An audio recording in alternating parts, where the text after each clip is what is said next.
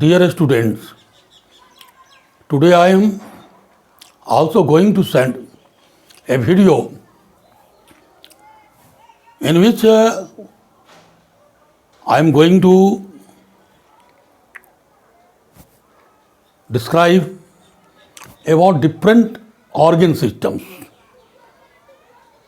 What are organ systems and what are its function?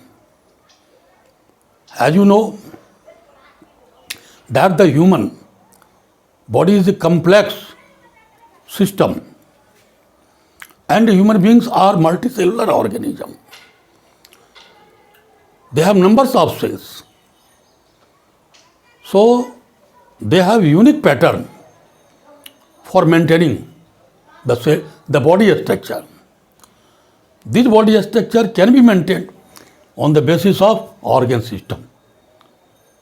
मनुष्य विकास के जो क्रम है, इवोल्यूशन का जो क्रम है, उस क्रम में मनुष्य क्या है? सबसे ऊपर है, at the top of, at the apex of the evolutionary series of animals. Animal जगत के एवोल्यूशनरी सीरीज का सबसे एपेक्स पर यानी शीर्ष पर मानव है. मानव का शरीर कम्प्लेक्स. तो यह शरीर क्या है? ऑर्गन सिस्टम के बदौलत चलता है, मेंटेन होता है. तो आप जानेंगे इस वीडियो के द्वारा कि ये ऑर्गन सिस्टम क्या होता है. ऑर्गन को हम अंग कहते हैं और ऑर्गन सिस्टम को अंग तंत्र कहते हैं. तंत्र से मतलब क्या है? एक जगह जब कोई मतलब बहुत सारे इकाइयाँ मिलकर के काम करते हैं तो वो सिस्टम कहलाता है.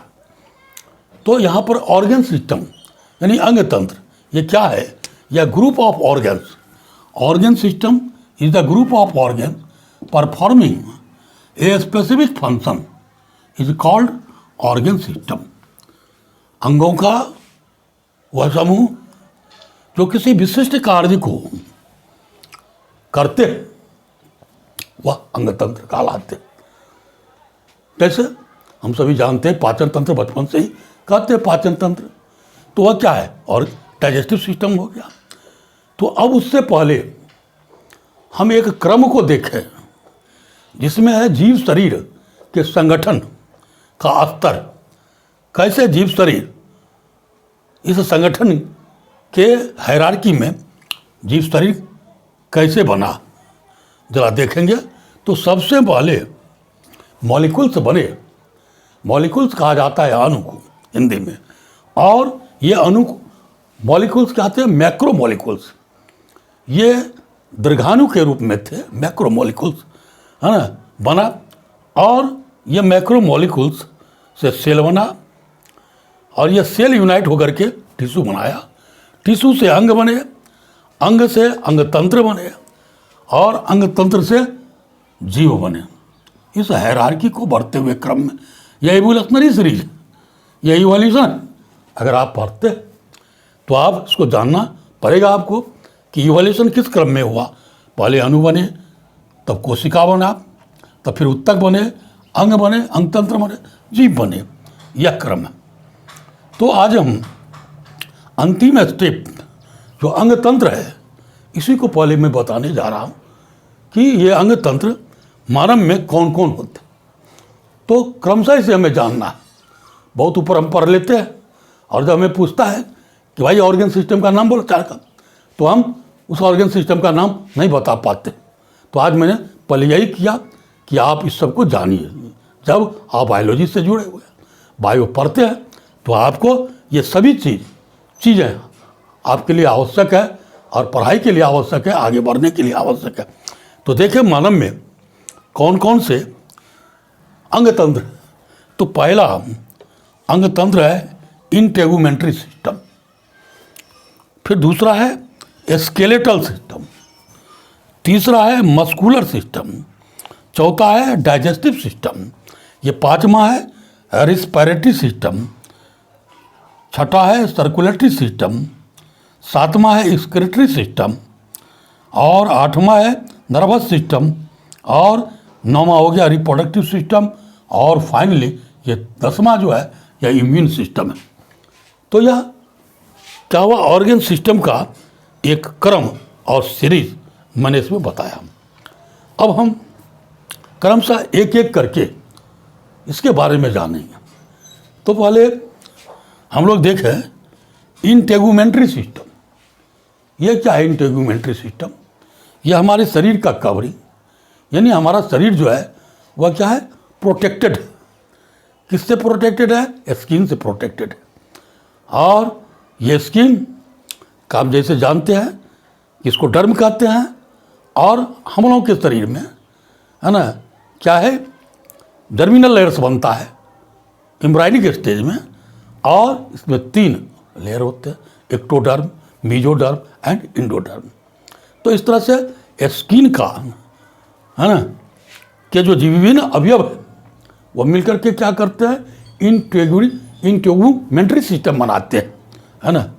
ये आवरण बनाते, और ये इसका एक सिस्टम बन जाता है, इंटेगुमेंट्री सिस्टम कहलाता है। और फिर उसके बाद है स्केलेटल सिस्टम। स्केलेटल सिस्टम को कंकाल तंत्र कहते हैं। हम सभी जानते हैं कि जितने भी कशेरुकी प्राणी, वर्टिब्रेट्स, कॉर्डेट्स ही कहा जाए, सब में क्या है, अस्थि जैसी रचना हो गई है। और खास करके जो वर्टिब्रेट्स हैं, यानी वर्टिब्रेटा ग्रुप में आते हैं, कशेरुकी प्राणी के ग्रुप में आते हैं, क्या उसमें वेल डेवलप्ड स्केलेटल सिस्टम है। स्केलेटल सिस्टम मतलब कंकाल तंत्र।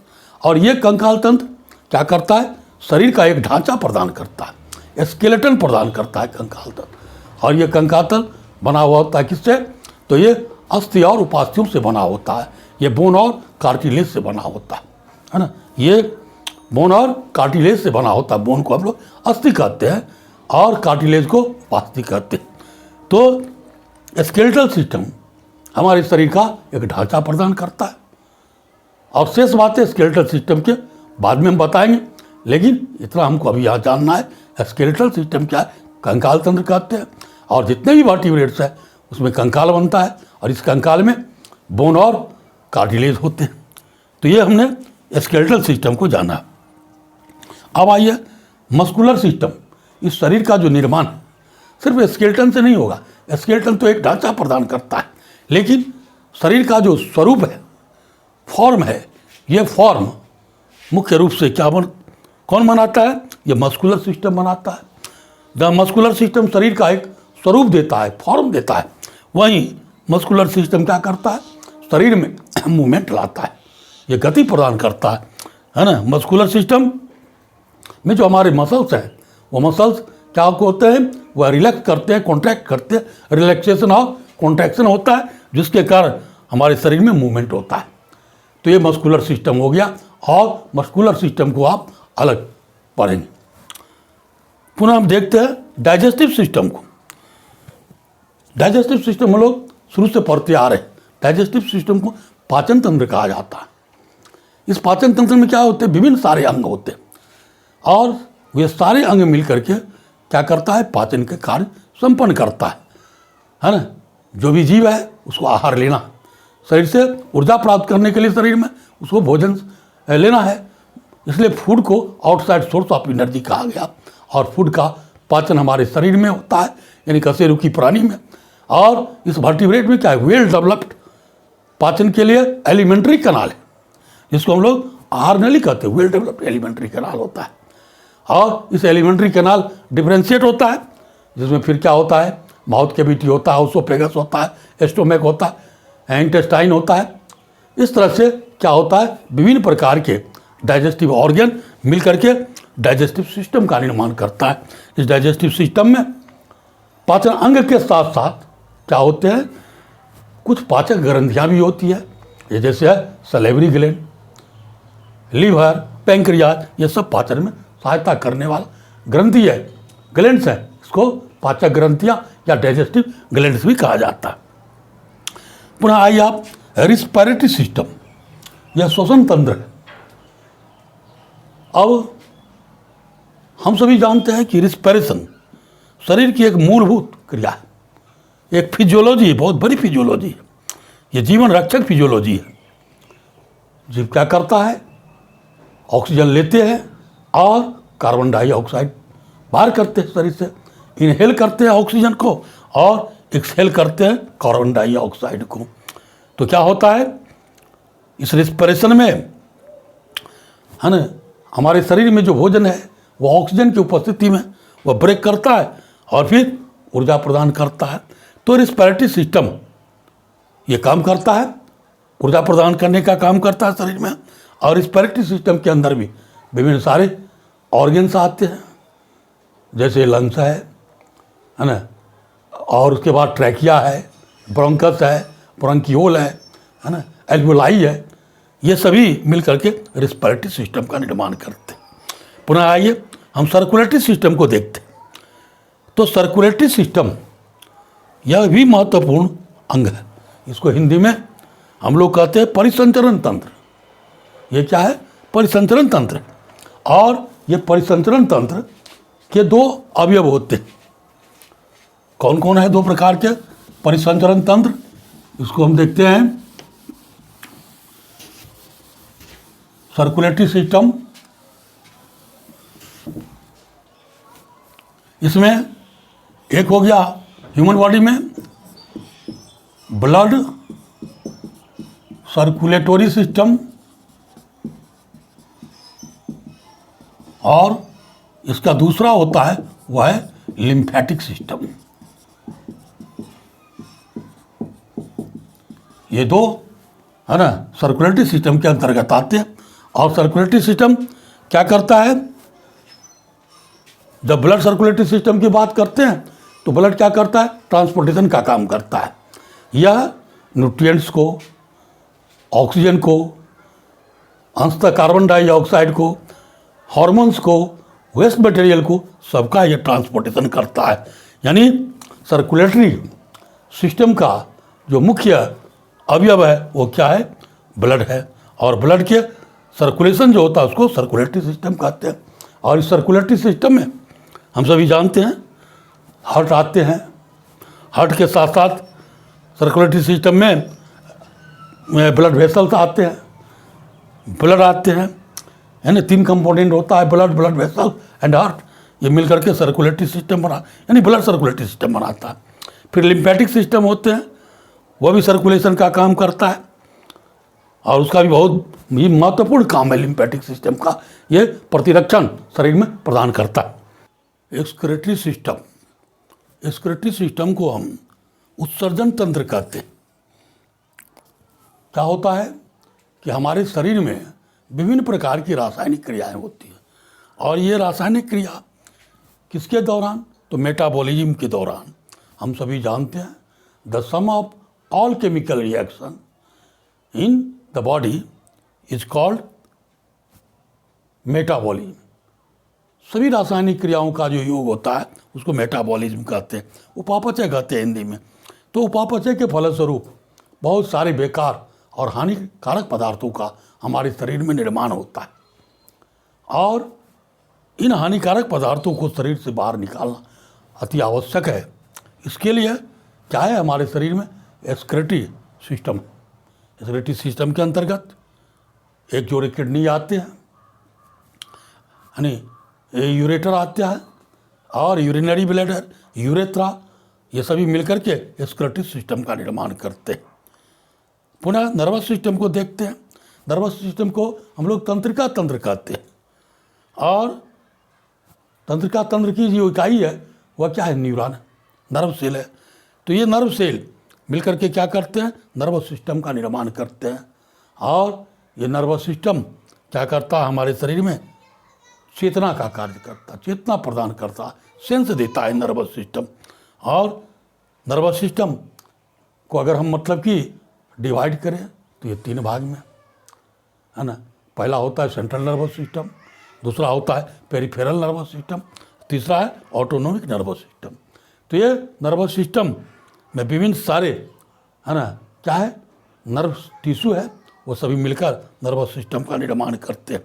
उसके बाद आता है रिप्रोडक्टिव सिस्टम, इसको हिंदी में कहते हैं प्रजनन तंत्र।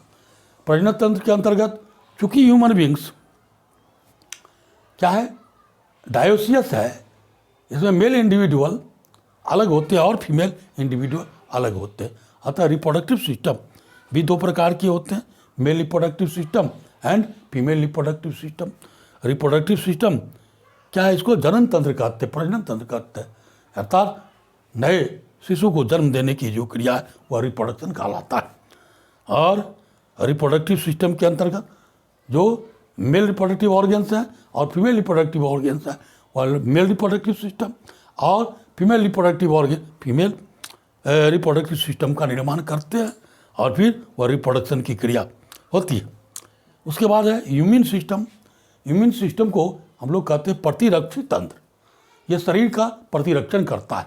हम सभी जानते हैं कि नेचर ने जो भी निर्माण किया, बॉडी स्ट्रक्चर दिया, उसके अंतर्गत हर चीज़ उसके सुरक्षा की भी व्यवस्था किया है। और इस सुरक्षा किससे? तो विभिन्न प्रकार की पैथोजेन है ना, कॉजल ऑर्गेनिज्म, माइक्रो ऑर्गेनिज्म जो हमारे शरीर को इफेक्ट करते हैं, रोग उत्पन्न करते हैं, उससे लड़ने के लिए क्या होता है? हमारे शरीर में इम्यून सिस्टम होता है। तो इम्यून सिस्टम के बारे में हम आगे विस्तार से पढ़ेंगे। तब तक के लिए आज मैं इतनी बातों को बताया और मैंने लगभग जितने भी सिस्टम्स हैं, इस सिस्टम्स की जानकारी दी है ना, ये सारे सिस्टम की जानकारी दी है। एट ए ग्लांस आप जो निश्चित रूप से इन सिस्टम्स को है ना, जैसे पुनः एक बार integumentary system, skeletal system, muscular system, digestive system, respiratory system, circulatory system, excretory system, nervous system, reproductive system और इम्यून सिस्टम, 10 सिस्टम का नाम इसमें बताया। आप निश्चित रूप से इस वीडियो को देखिए और इन बातों से अवगत हो जाइए और इसको जरूर ही हमेशा के लिए याद रखेंगे। तब तक के लिए आज मैं इस वीडियो में विश्राम देता हूँ। आप निश्चित रूप से वीडियो को देखिए, लाइक कीजिए, शेयर कीजिए और इस चैनल को सब्सक्राइब कीजिए। धन्यवाद।